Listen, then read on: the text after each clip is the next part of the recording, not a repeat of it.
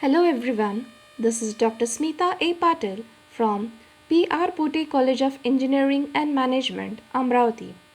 Here, I am delivering a presentation on Raman spectroscopy for cancer diagnosis. This is the abstract of my paper. Early cancer diagnosis is very difficult by conventional diagnostic method.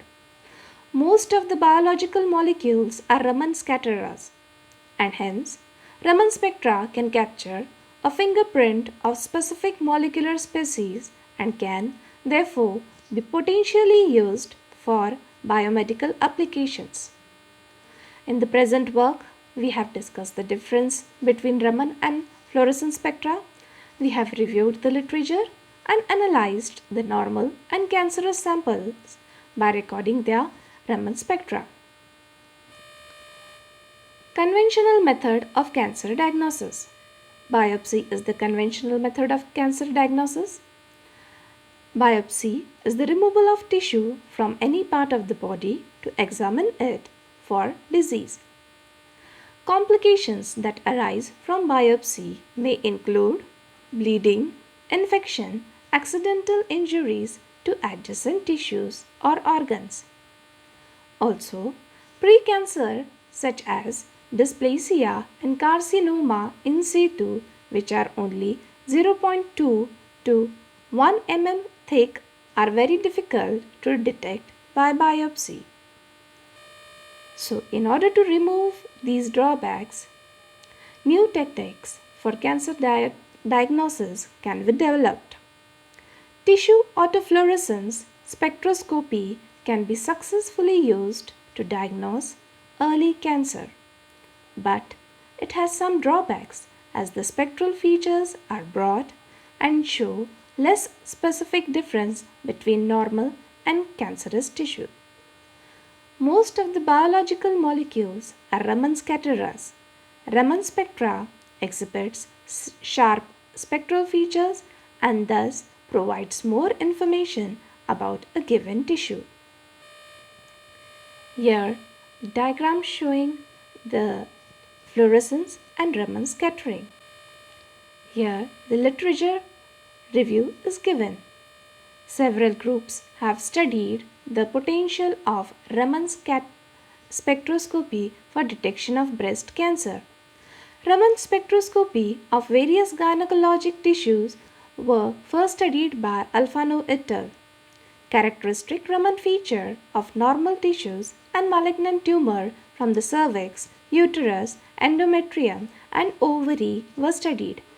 Red et al. Employed Raman spectroscopy to study the malignancy of human breast tissues. Feld and colleagues have done extensive work on using Raman spectroscopy for breast cancer. The experimental arrangement is discussed here. Samples of tissues were collected and their Raman spectra were recorded. This setup consists of diode laser, a transmissive imaging spectrograph with holographic grating. The 785 nanometer laser is coupled to 200 micrometer core diameter fiber. The optic arm of the probe consisting of collimating lenses, a bandpass filter and a focusing lens delivers the laser light onto the tissue. The other optic arm of the probe equipped with collimating and refocusing lenses and a holographic notch plus filter is used for correcting tissue Raman signals. The holographic notch filter is used to block the Rayleigh scattered excitation laser light while passing the frequency shifted Raman signals. The scattered radiation is detected by the intense radiation of nitrogen cooled CCD camera, which is controlled by computer. Here the Raman spectrograph for 4 different tissues are shown. Result and discussion. We have recorded the spectra of 4 tissues samples at 6 different positions. The height of the peak displays the degree of malignancy. The curve for normal tissue appears to be at lower intensity. whereas the curve for malignant tissue appears to be at higher intensity.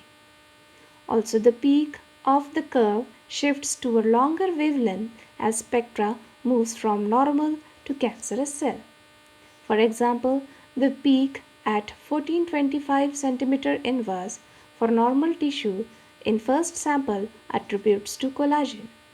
However, in malignant tissue, collagen band was found to shift to 1445 cm inverse. Conclusion: the position, intensity, and shape of peaks in Raman spectra of cancerous tissue were significantly different than those of normal tissues. The detailed study of vibrational levels of biomolecules such as amino acids, structural proteins, and lipids can help in the study of differentiating cancerous cells from normal ones. More number of Raman spectra are to be recorded and investigated so that the degree of malignancy can be studied. Development of Raman instrumentation is also needed to make it reasonable so that it becomes affordable to the people.